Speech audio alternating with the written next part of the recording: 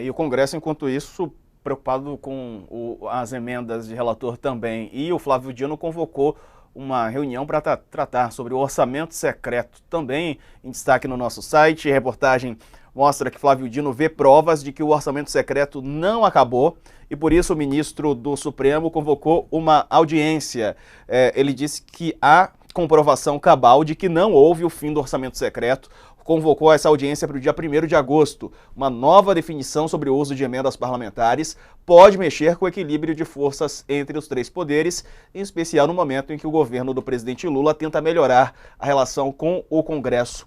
Entidades questionaram o Supremo, que, a despeito da ordem do STF para acabar com o Instituto, o orçamento secreto, mecanismo que deu ao Congresso, especialmente sob o governo Bolsonaro, maior controle sobre os recursos públicos, é criticado pela falta de transparência. Ele é criticado, mas persistia mesmo depois da definição que foi dada pelo Supremo. Carla, quer dizer, o Dino está de olho aí nesse chamado orçamento secreto.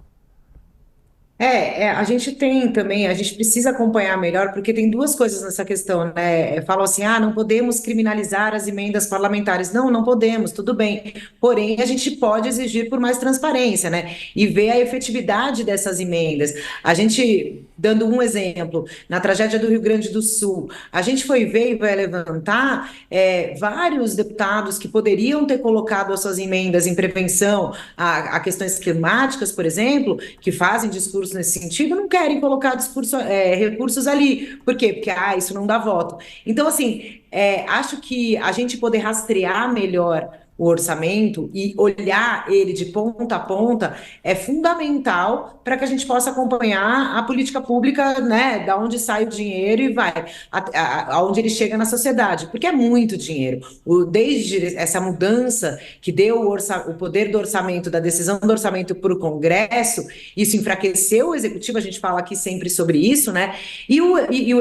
O Congresso Legislativo, se ele quer operar com esse alto volume de recursos, é evidente que ele tem que dar todas as ferramentas de transparência para que a sociedade acompanhe como esse dinheiro chega na ponta e a efetividade que esse dinheiro tem. Então, se o ministro Fábio Dino reforça que há provas de que esse caminho secreto continua operando e quer mais explicações, é importante que haja explicações, é importante que haja modificações, para que a gente jogue luz aonde tem algo secreto ainda, para que a gente possa saber para onde está indo o nosso dinheiro. Porque daí, se a gente voltar na questão das contas, a gente vai ver que está tudo ligado, né? Porque é o mesmo caixa, o dinheiro sai tudo do mesmo lugar. E a gente tem que cortar aqui, e enquanto isso, a gente tem um volume enorme de recursos em emendas parlamentares, em emendas de relator, emendas impositivas, uma série de emendas que está na mão do legislativo e que a gente precisa saber a efetividade desse dinheiro. Quando a gente fala em cortar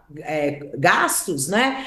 A gente não quer criminalizar a emenda. O deputado parlamentar, ele é votado para sim fazer e defender demandas da sua base. Ele prometeu escola, ele prometeu hospital.